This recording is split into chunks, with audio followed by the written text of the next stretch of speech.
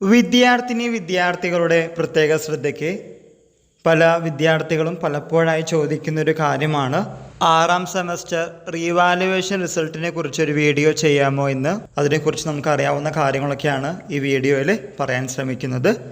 മുഴുവനായിട്ടും കേൾക്കാൻ ശ്രമിക്കുക. ആറാം സെമസ്റ്റർ റിസൾട്ട് വന്നതിന് ശേഷം പല വിദ്യാർത്ഥികളും ചോദിച്ചിരുന്നു റീവാലുവേഷന് കൊടുക്കണോ എന്ന്. നിങ്ങൾക്ക് നിങ്ങളുടെ മാർക്കിനെ കുറിച്ച് ഒരു അവബോധമുണ്ടെങ്കിൽ, ഞാൻ നന്നായിട്ട് എഴുതിയിട്ടുണ്ട് പക്ഷേ മാർക്ക് കുറവാണ്, ഞാൻ തോൽക്കേണ്ടവളോ അല്ല, എനിക്ക് കുറച്ചുകൂടി മാർക്ക് ഉണ്ടാവും എന്ന് വിശ്വാസമുണ്ടെങ്കിൽ നിങ്ങൾക്ക് റീവാലുവേഷന് കൊടുക്കാം. ഇവിടെ കൊടുത്തിരിക്കുന്ന ടേബിളിൽ പല പ്രോഗ്രാമുകൾക്കും അപ്ലൈ ചെയ്യേണ്ട ലാസ്റ്റ് ഡേറ്റ് കൊടുത്തിട്ടുണ്ട്. മെജോറിറ്റി 26-ാം തീയതി 27-ാം തീയതി മെയിലാണ് അവസാനിക്കുന്നത്. എത്രയും പെട്ടെന്ന് തന്നെ താല്പര്യമുള്ളവർ, കൊടുത്തു കഴിഞ്ഞാൽ മാർക്ക് കൂടുമെന്ന് വിശ്വാസമുള്ളവർക്ക് കൊടുക്കാവുന്ന കാര്യമാണ്. പിന്നെ റിസൾട്ടിനെ കുറിച്ച് പറയുകയാണെങ്കിൽ ഇതിൽ കൊടുത്തിരിക്കുന്ന ലാസ്റ്റ് ഡേറ്റ് 27 മെയ് 2025 അതിനുശേഷം 2 ആഴ്ചയ്ക്കുള്ളിൽ നിങ്ങളുടെ ആറാം സെമസ്റ്റർ പരീക്ഷകളുടെ റീവാലുവേഷൻ റിസൾട്ട് വരുന്നതാണ്. പലപ്പോഴും ആറാം സെമസ്റ്റർ എന്ന് പറയുമ്പോൾ റീവാലുവേഷന് കൊടുത്താലും സ്ക്രൂട്ടിനിക്ക് കൊടുത്താലും കുറച്ചധികം നേരത്തെ റിസൾട്ടുകൾ വരാറുണ്ട്. ജൂൺ 2nd വീക്കിൽ റിസൾട്ട് വരുമെന്ന് പ്രതീക്ഷിക്കുന്നു. മറ്റേ പ്രശ്നങ്ങളൊന്നും ഇല്ലെങ്കിൽ ആ സമയത്ത് തന്നെ വരും എന്നാണ് വിശ്വസിക്കുന്നത്. പിന്നെ വരുന്ന വേറൊരു സംശയം, റീവാലുവേഷന് കൊടുത്ത് റിസൾട്ട് ചേഞ്ച് എന്ന് കാണിക്കുകയാണെങ്കിൽ എന്ത് ചെയ്യുമെന്ന്.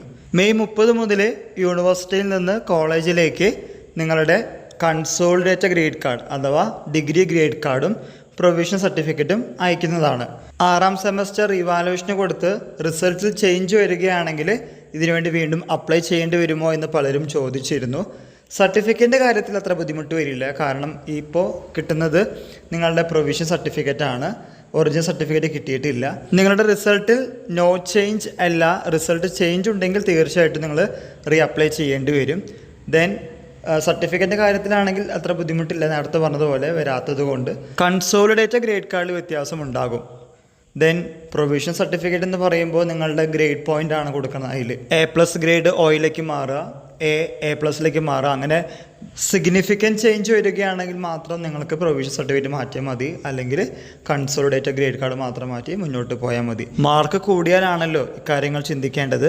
എനിവേ, ആറാം സെമസ്റ്റർ പരീക്ഷകളുടെ റീവാലുവേഷൻ റിസൾട്ട് ജൂൺ മാസം പകുതിയോടുകൂടി 2nd വീക്കോടുകൂടി തന്നെ വരുന്നതാണ്. ഇതുമായി റിലേറ്റ് ചെയ്യുന്ന പുതിയ അപ്ഡേറ്റുകൾ കിട്ടുന്ന മുറയ്ക്ക് നിങ്ങളുടെ മുമ്പിൽ ഷെയർ ചെയ്യുന്നതാണ്. ഇക്കാര്യം നിങ്ങളുടെ ഫ്രണ്ട്സുമായും ഷെയർ ചെയ്യുക. എല്ലാവർക്കും ഒരിക്കൽ കൂടി നന്ദി, നമസ്കാരം.